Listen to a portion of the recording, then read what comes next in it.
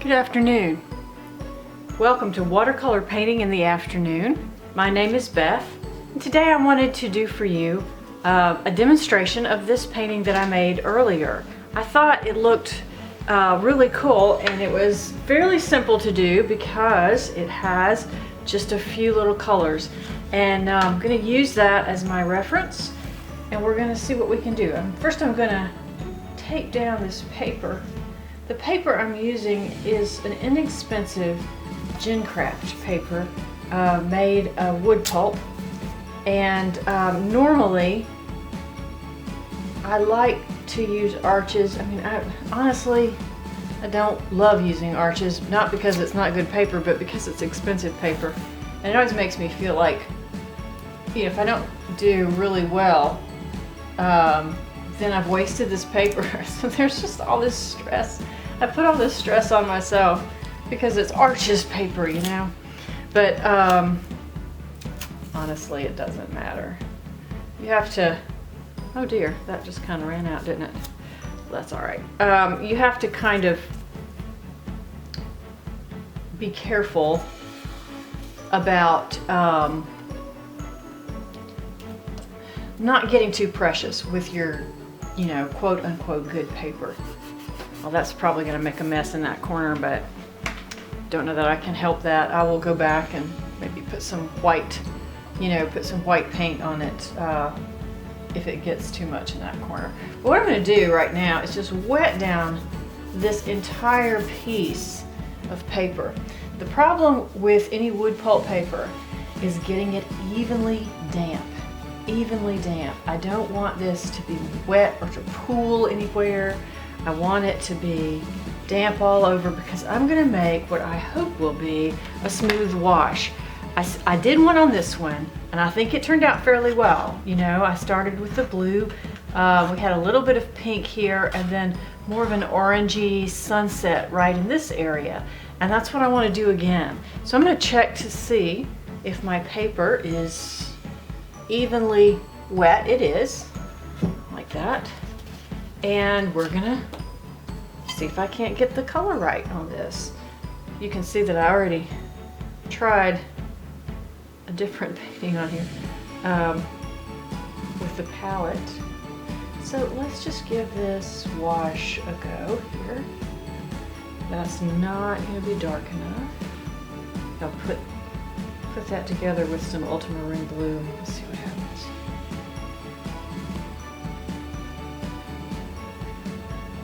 You see how streaky this paper can be. If you're using a wood pulp paper, you have to kind of take your time and pull the brush evenly across the paper. I was getting in a hurry there. And then what I'm going to do is I'm going to stand this paper up.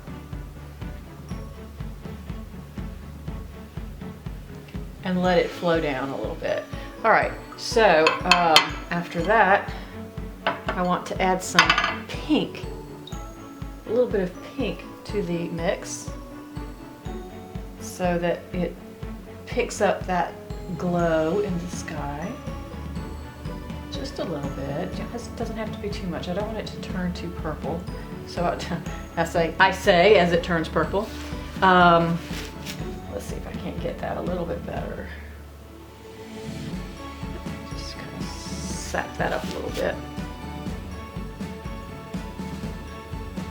Let's see about that. There we go. That's much better.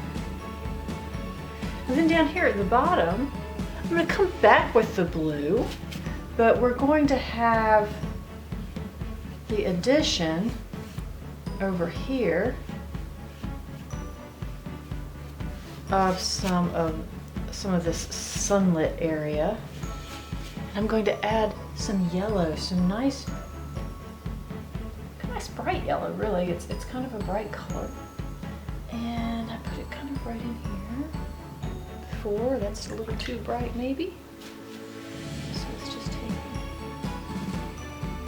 I'm just going to do it like that. Now I think that will. It's going to dry pretty light, so let's just add a little bit more to it.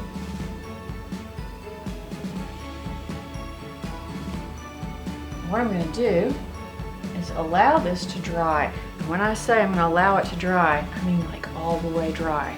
So we're going to have to take our time on that, and we'll come back to it when it's all ready.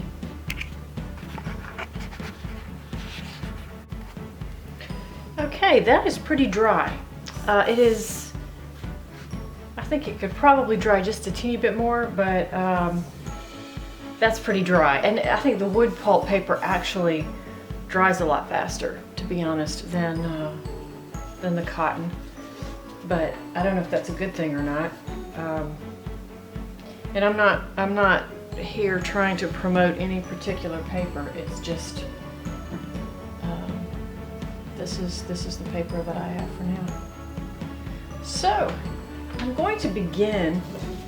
If you can see the painting here, I'm going to begin with kind of a layer of this dark brown on the bottom, and lay in the leaves, and then last the grasses. And I think I would like in the picture itself that I was using, by the way, the picture is by Simon Berger. It's from Pixabay.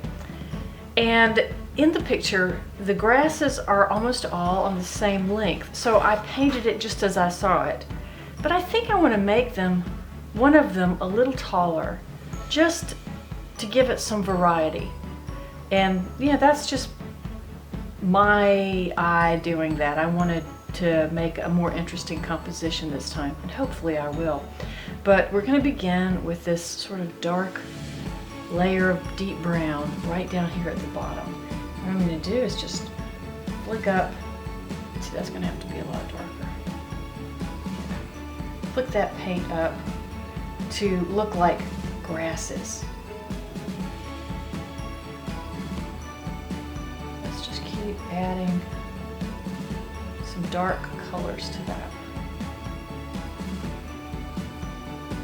You're not going to be able to see the detail in this part of the grass anyhow, so it doesn't really matter. My cats may make an appearance here in a minute. Now with this, just the tip of the brush, I'm going to bring some little grasses up.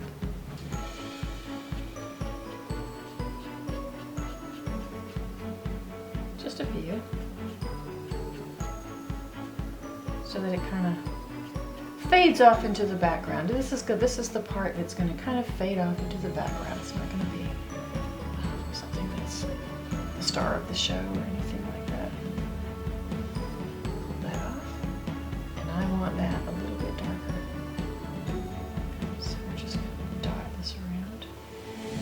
It doesn't all have to be exactly smooth down here, because these are the grasses. This is a very organic part of the picture, and you want it to be a little mottled and not perfect, you know. So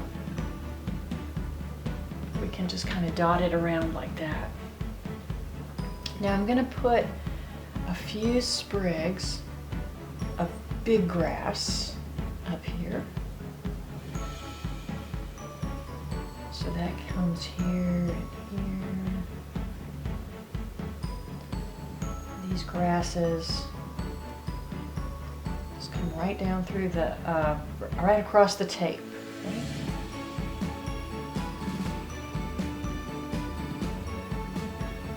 Just like that. Just a few sprigs of this larger grass that it says there's some things closer up even than what we're gonna paint, kind of in between the big grasses and those distant smaller grasses. Okay, and now for some of the more detailed work, I'm going to use this number 2 Princeton Neptune, and I may need an even smaller brush. I don't know, but we'll see. I don't think I will, but we'll see. I'm going to start up here with these little leaves. This may be a little bit of a, I don't know, this may be a little bit of a tedious thing to watch, so I'll probably speed this part up a little bit.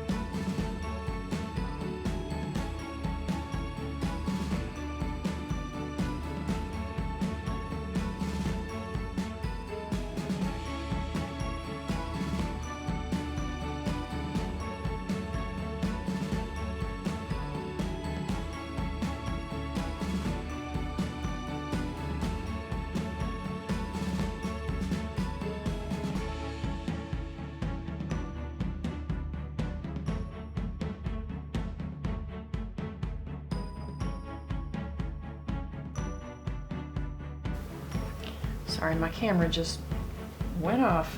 And I have one of these big grasses that kind of come up over the sun here a little bit. So we're gonna have, let me pull this up a little bit. There we go. And maybe it's got, I don't know, maybe there's another one right here. Kind of a little bit lighter in color. All right, I'm not gonna worry about that. Let's go ahead and do the leaves that are here. So we have another sort of twig that's coming off of the tree on this side. Maybe down here. And I'm just going to start putting leaves on it.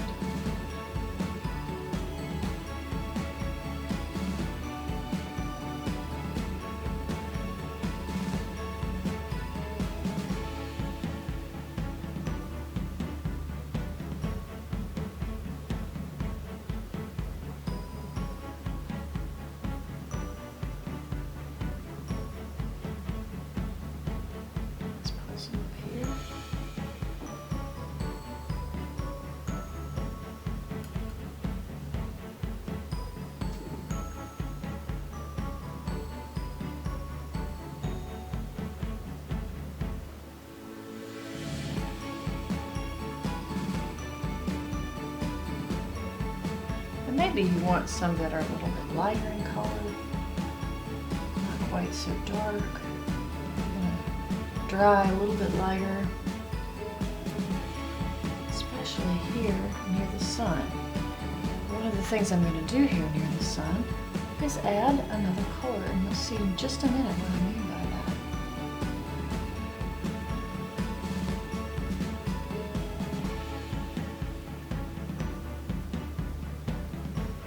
that. Okay, now what I want to do is add my grasses. I've got about 5 different stems here, and we're going to start with a fairly dark sepia.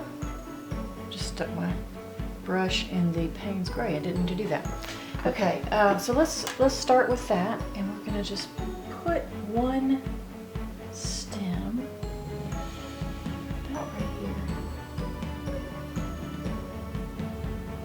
and then I'm just going to kind of break the stem up right there where the sun is at its brightest. Because sometimes when you're looking at something and the sun is behind it, it just kind of breaks up what you're looking at. I mean, you can't stare directly into the sun, right? It really hurts your eyes. And so you kind of, to create that illusion, you just kind of break up your lines a little bit so that it looks like the sun, like you're looking at the sun, even though you're not supposed to be. So we're just going to pull out these little, it almost looks like a sea oat, doesn't it? Some kind of grain maybe, I don't know. It's not a sea oat, but it's just some kind of grass, some kind of weed. And then I've got another one, and this time, like I said, I'm going to bring it a little bit further up, I think, than that one was. Maybe right up here. And just pull it straight down. There we go. And this one is also going to have little spiky grains coming out of it. Let's darken that up just a little. Alright, we're going to do another. So we have, how many? I think I said about 5. So this one is underneath a little ways. Just pull it down that way. And it's going to kind of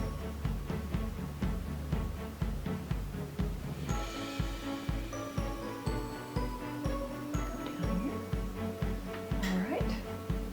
And then another one here.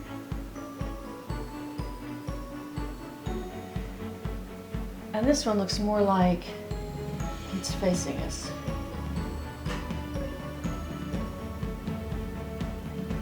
I hope my hand's not in the way too much. I have a tendency to do that when the camera's to my right, is get my hand in the way. Sorry about that if I did that. So, one more. Let's pull one right over here. And it'll just be a real spiky one right there. Doesn't have too many Doesn't have too many pieces to it. All right. Now to finish this painting off, one of the things I want to do is add a little bit of orange, especially in this area right in here, because that's where the sun is. And if you notice, the sepia or any brown color, really just about any brown color, has can have an orangey tint to it. I suppose you can have a cooler brown, but most browns have an orangey tint. So I'm gonna get a little bit of this kind of watered down. We'll start with it watered down because I don't want to put this bright pumpkin orange on there. And we're just gonna touch these leaves with that orange. And do you see, I don't know if you can see it very well. I hope you can, but it gives a glow to the leaves that looks like they're sunlit. And we're also going to do it right here along the side of this grass. Touch the ends of it with the orange along the back side of this one. And maybe just right in here. Just a little glow from that sun. And it really adds so much to the painting because the blue and the orange work together so well. They're kind of on the opposite ends of the, the complementary colors, is that right? Complementary when they're opposites. And yeah, and I think it just really makes a difference. So if I'm going to do anything else to this, it's going to be to add a little more darkness down there where the grass kind of fades off into the field, because of course that's going to be a lot darker. And you have those shadows, they're almost black shadows, aren't they? Shadows in the darkest part of a field. If you look down into the darkest part, it's going to be really, really dark and almost black. And there you go. I think that makes a huge difference. Well, I hope you have enjoyed that. I really do enjoy this. I think it's kind of cool. In the original painting, I put a few little white bits down along the edge there, but I kind of don't think you need it, so I'm not going to do it. Let's see what happens when we take this off, because I have a feeling this washi tape maybe did not do the best job at keeping the paint off. Oh, so far so good. Let's see here. Oh, and that's where it faded in a little bit. That's okay. I can go back with some white and I'll get that up. Hope my hand wasn't in the way too much. So that did a pretty good job, actually. We're doing all right. You can also come back in here if you've got a part like that and just get some water on it. If it's not already stained on the paper, and it may be, yeah, that's not really coming up. But you can just get some white paint. I'll just get some gouache and go over that. Let me see if I can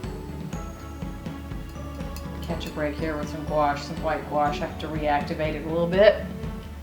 And we'll see. Yeah, that's not gonna work just yet. It's gonna have to be, I'll have to get it straight out of the tube, but that's okay. Here's the finished painting. I hope you enjoyed that. I really did. I think that's a really nice painting to do.